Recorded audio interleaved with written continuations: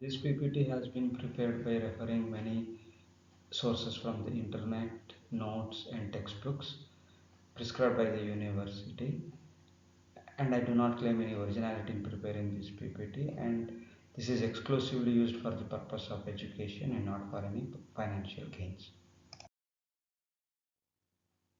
This is the third session in module 2. In this session we will discuss about committees. What is a committee? It's a group of people who have been formally assigned some task or some problem for their decision and implementation. Whenever a problem occurs, instead of solving it alone, top management assigns that task by forming a committee. The members of the committee are specialists in solving that particular problem belonging to their area of specialization. Committees can be broadly classified as advisory and executive committee. These are the two types of committees, advisory and executive. What are they? Let us see them. Advisory committee is vested with only staff authority. Advisory committee can give only advice and cannot enforce the implementation. What is meant by staff authority? So, the meaning of staff authority is you cannot enforce any implementation. You do not have the right to implement anything. Whereas you can give only advice to implement that or to change it or to follow a particular course of action. That is the meaning of advisory committee or staff authority. The executive committee is vested with the authority that they not only take decisions but also they can enforce the implementation of that particular decision. This is the meaning of line authority, not just staff authority.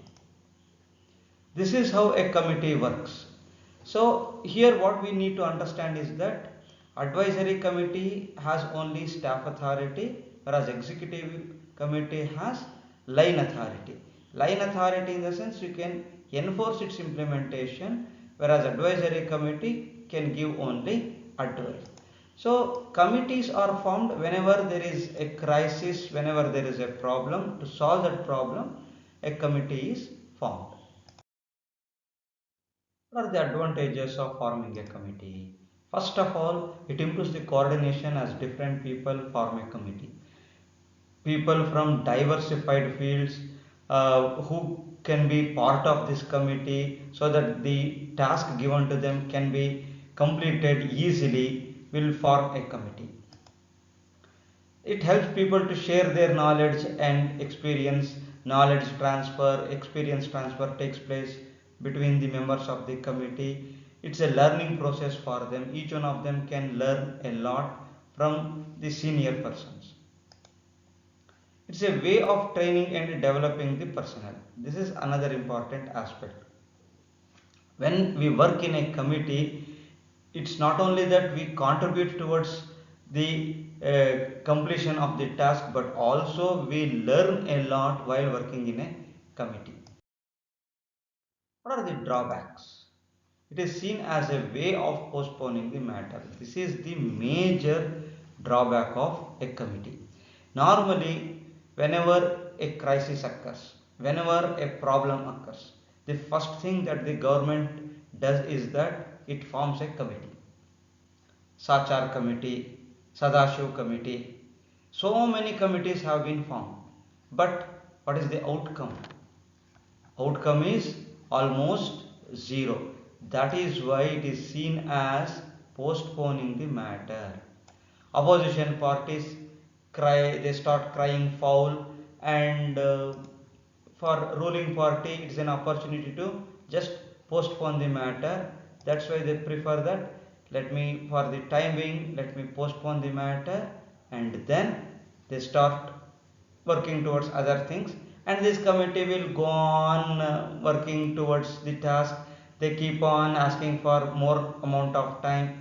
They keep on extending it by 6 months, 1 year, and later they submit the report. Even after submitting the report, the government will not be in a position to table that report. Because of all these things, committees have really served any purpose. Second point is that members in the committee hesitate to take responsibility and involve themselves in. This is another important drawback.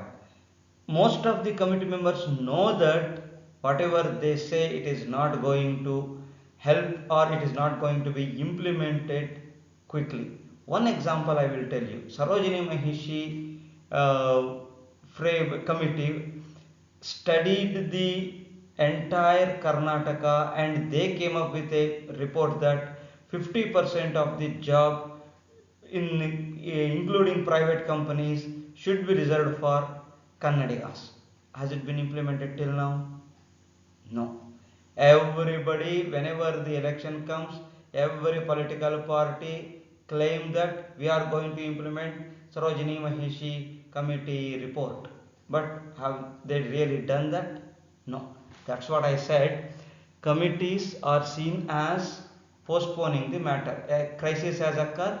Let me just push the matter further by forming a committee. And people in the committee also do not take interest because they have seen the history has proven that hardly it matters or hardly it has taken any shape.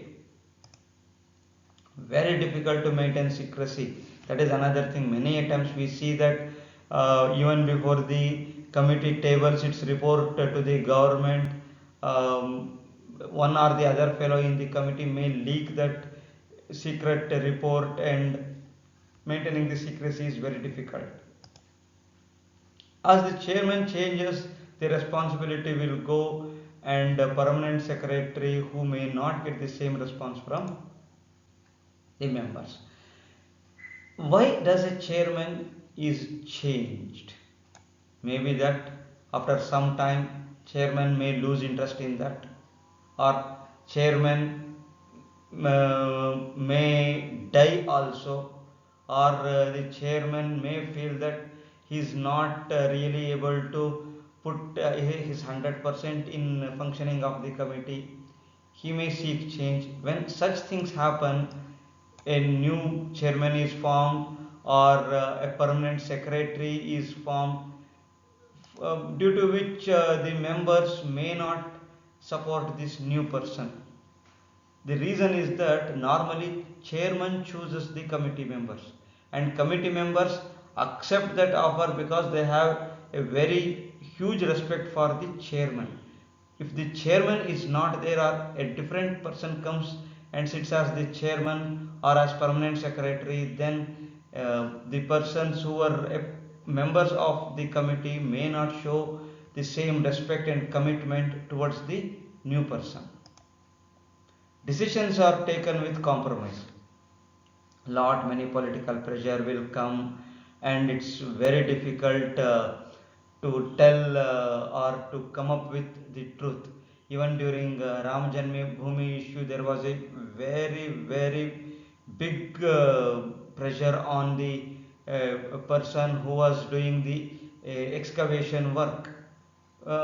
He was the chairman of archaeological department, but he did not deter. He went ahead with the excavation work, and he could prove that there was a temple even before the mosque was there. So many a times decisions are taken with compromise because of very huge pressure from the political persons.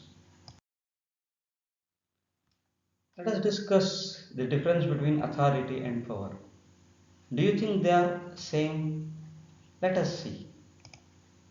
Authority is the right in a position to exercise discretion in making decisions affecting others.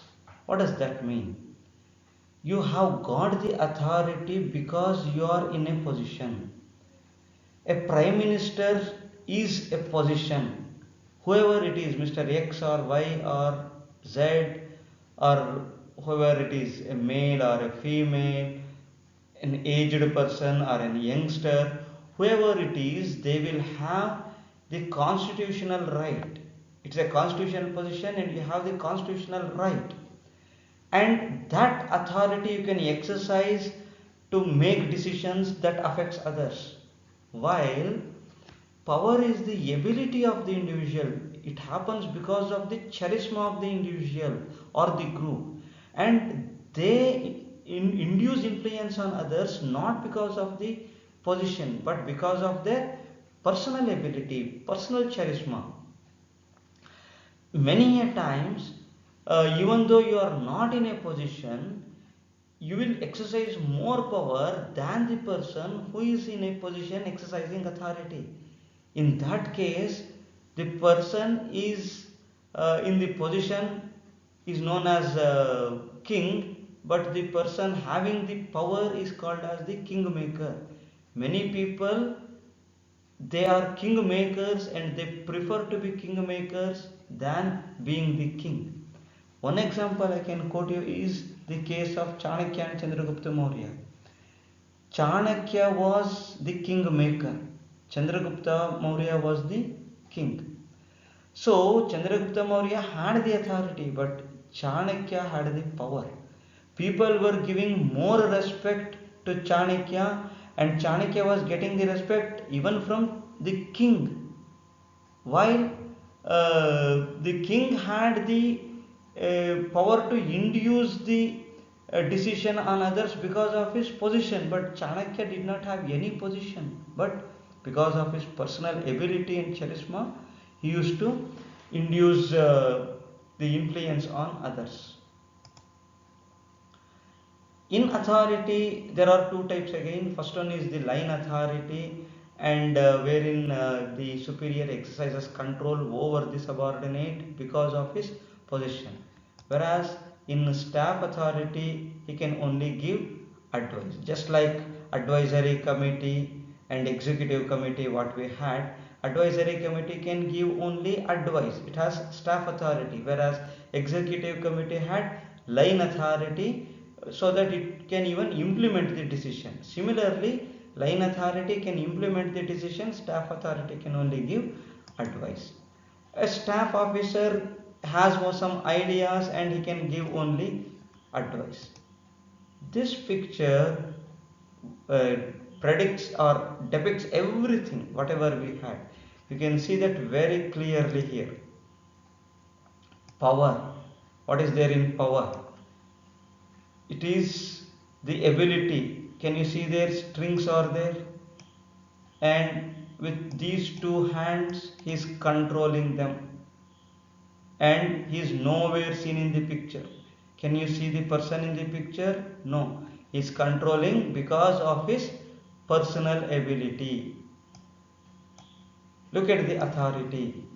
He is in the forefront. He is the king. And he is seen there, and he has so many followers behind him. And that is happened because of the position. So this is the picture very clearly indicates he is the king and he is the kingmaker. Kings are normally seen whereas kingmakers are not seen. So you cannot make out kingmakers, but kings can be seen. Sources of authority.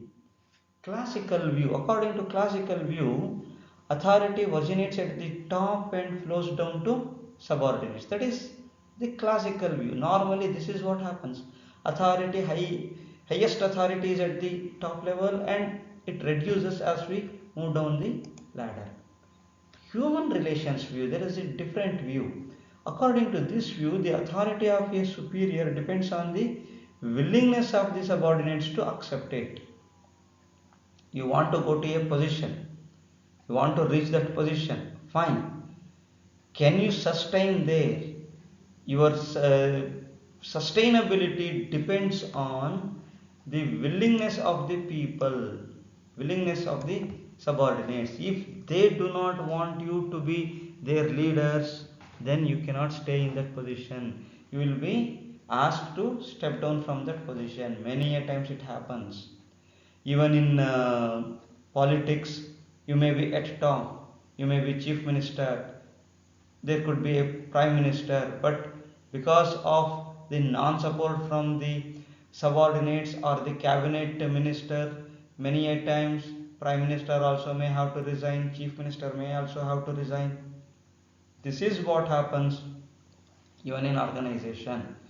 If the subordinates are not ready to accept the leadership of a person, they may go on strike, and union people may come into picture, and they may see that the manager is changed for the betterment of the organization. A subordinate accepts the authority of superior because he feels it is legitimate due to traditional rationality, charisma. That's what Max Weber says. When do we accept a person as our leader, as our superior? That is maybe due to tradition. Tradition in the sense, king's son becomes king. So it's a tradition. We have to accept him as the next king, whether he is good or bad, able or not able, cruel, kind, doesn't matter. History has taught us so many things. Whether the king is good or not good, we have to accept him as the king. Rationality, that means logical. Logically, he may be the proper position, or it could be due to charisma. These are the three reasons why subordinates will accept the leadership. Authority versus power. Let us continue that. It is the institutional right to control subordinates. It rests with chair or position. It is delegated by superior. It is well defined and finite. It forms basis for a formal organization. These are the constitutional rights that you can enjoy because you are in a position, and nobody can say no to you because constitution has provided you that right. Now let us see what is there in store for power. It is the ability of the person. These things we have already discussed, just a repetition to put it in the form of points. It rests with the individual. It is earned by the individual through efforts. This is very, very important. It is not given by the position, it is earned. You have to earn you have to earn that respect from others. You have to command the respect. You need not demand the respect. When you are in position, you can demand respect, but with power, you can command respect. Now we have to make a choice whether we need to demand respect or we need to command respect. It is undefined and infinite. There is no limit for that. The number of subordinates, number of followers that a position has and a charismatic person has, it's entirely different. A charismatic person may have unlimited number of followers. There is no limit for that. Whereas a person with position will have limited number of followers. Power may exceed authority. This is very, very true. Many a times power will exceed authority. That happens because of an incapable leader. Because of incapable leader, many times what happens? Kingmakers will become kings, and kings will be sidelined. It serves as the basis for informal organization. So normally when you have power and I mean to say when you have authority due to position, it is the basis for formal organization, whereas power is the basis for informal organization. Whatever we have discussed, everything is put in the form of this diagram. Here what I would like to highlight is what is the problem or how a power and authority can be wrongly used. Bring down the morale. if it is used wrongly, if you are not following the power or the authority properly, then it may bring down the morale of the subordinates.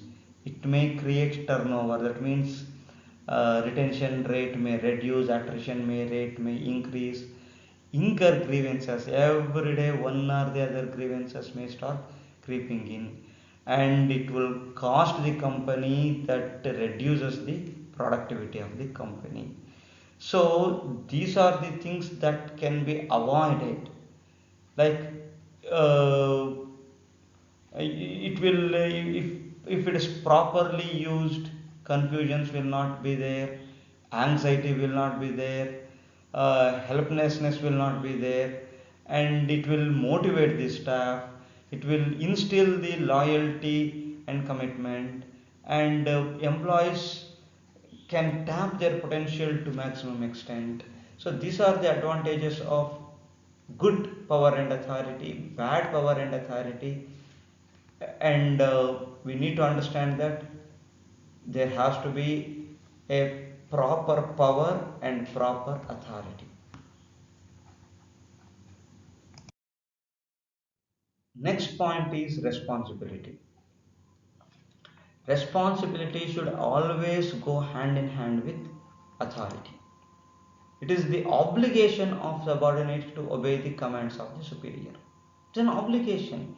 Being a subordinate, it is your duty to obey the commands of the superior. Especially in military services, you just can't question your superior. Maybe that your superior is wrong in his decision, but as a subordinate, you are not supposed to question him. You can only ask doubts, and maybe that your superior is risking your life, but the first thing that they teach in military services is that you have to obey your superior. So it is the obligation. It is two dimensional, for and to, it has both advantages and disadvantages. Responsibility for is the obligation of a subordinate to obey the commands of the superior. So responsibility two is the accountability to his superiors. You are accountable to your superior, and whatever the superior takes the decision, you cannot say that I am not a part of that decision. You are a part of that decision, whether it is good or bad. When you want to take the credit, you should also be ready to take the discredit. Responsibility cannot be delegated, whereas authority can be delegated. When you feel that you are too much of load, you can delegate some of the authority to some persons down the ladder, but once you get the responsibility, you cannot shift it to someone else. You cannot delegate it. You have to comply, and you have to complete that. While the subordinate has operating responsibility, superior has the ultimate responsibility. That's quite obvious. Subordinate has the operating responsibility. You are responsible for uh, uh, making that happen, whereas the superior has the responsibility of creating the course of action. So this is the difference between subordinate's responsibility and superior's responsibility. So this is a burden. If you feel it as a burden, yes, it is so. Decentralization of authority. What is decentralization? It is the tendency to disperse decision making authority in organized structure. You have to disperse your decision making authority. If it is a small organization, okay, centralized decision making system can take place, and at one center you can continue to exercise decision, but when it's a very large organization, you have to decentralize it. It is very important for organization to decide the amount of decision making authority to be decentralized. In centralized setup, few people take all decision, while decentralized it gets delegated. This is how it happens. In centralization, a single person commands all these subordinates. whereas in decentralization, all of them are responsible for that decision making. This is the difference between centralization and decentralization. Delegation versus decentralization, are they same? Delegation is a process while decentralization is the end result, that's all. They are linked to each other. They are not same, but they are linked to each other. Delegation is the process. You are trying to shift the authority from higher level to lower level, and decentralization is the end result. It means after completing the delegation, your decentralization process is over. That is the meaning of, that is the difference between delegation and decentralization. In delegation, the superior continues to be responsible for the delegated work, while in decentralization he is relieved from such responsibility.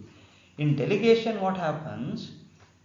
You delegate that authority to someone else just to reduce your burden, but you still continue to be the highest authority, whereas in decentralization the authority itself gets shifted to people down the ladder.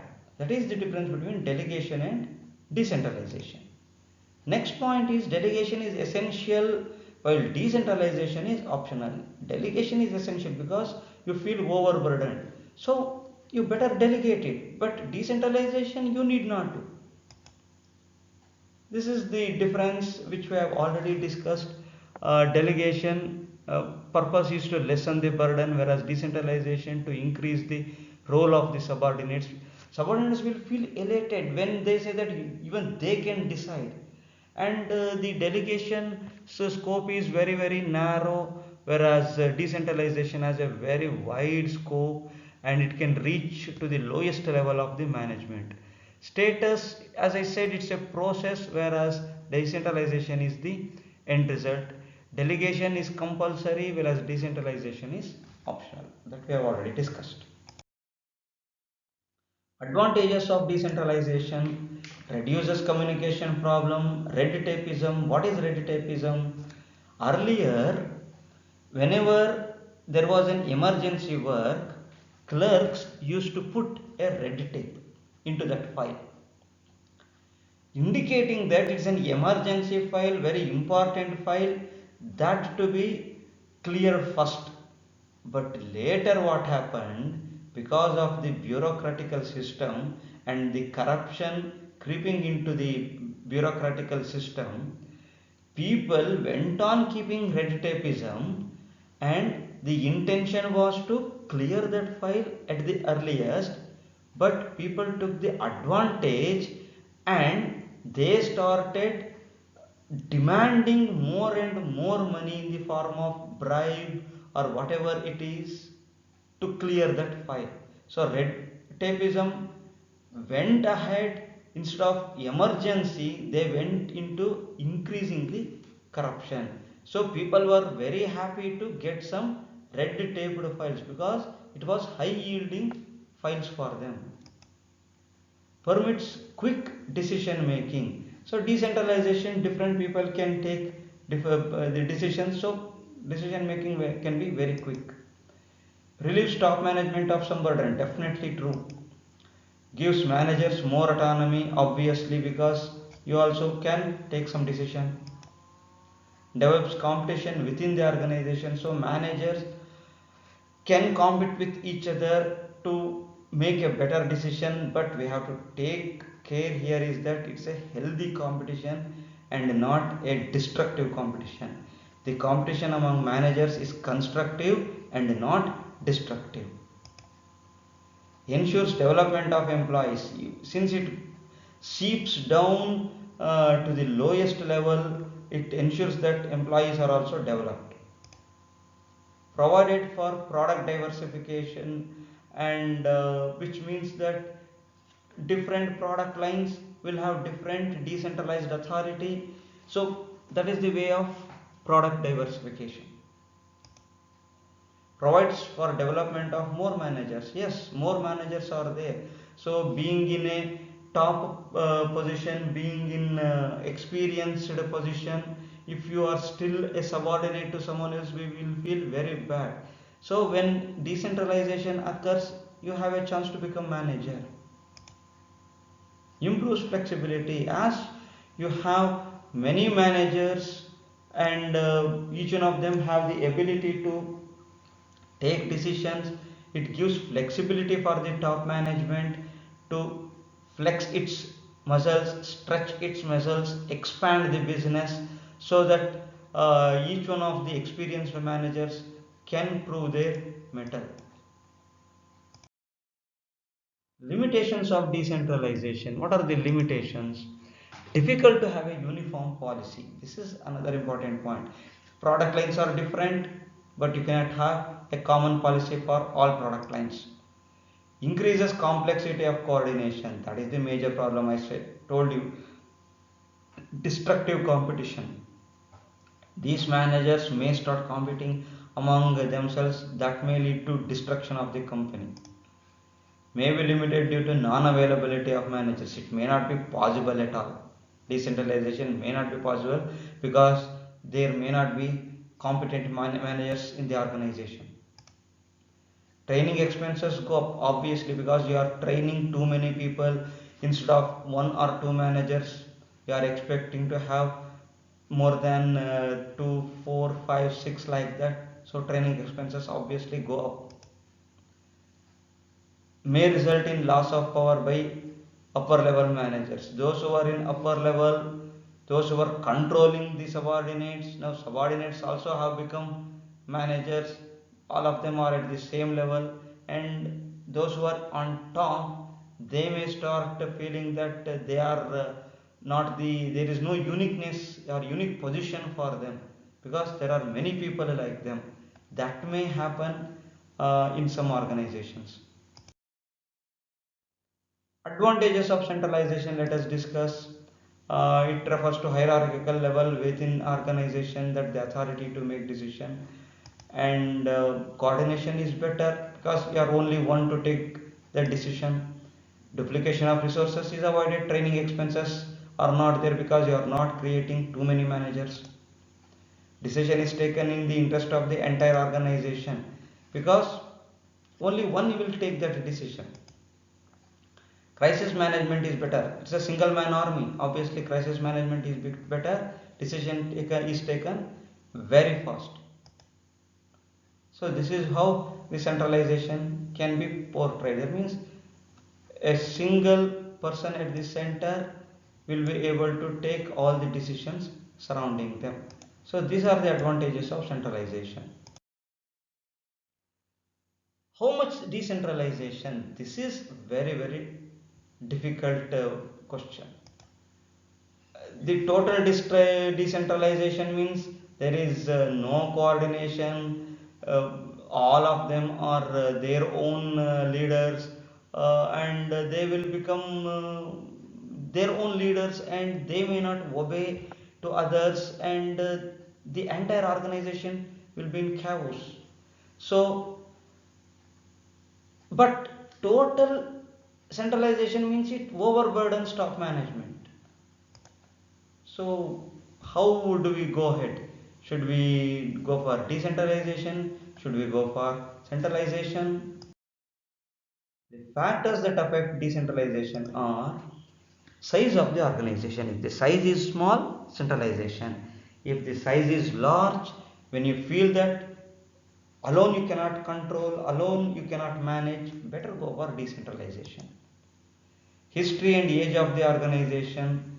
The history, the age also matters a lot because the history in the organization says one man has always controlled the entire thing, then it looks patchy for the new leader to decentralize. People will start feeling that, oh, he was an able leader, but this person is not able. Philosophy of top management. Again, they may feel that centralization is our philosophy and they continue with it. Abilities of lower level managers. If they are not able, centralization is better.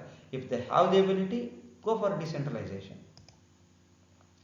Strategy and organization's environment. And what is your strategy? And how is the organization center environment? Is it conducive for decentralization? That's what we need to see.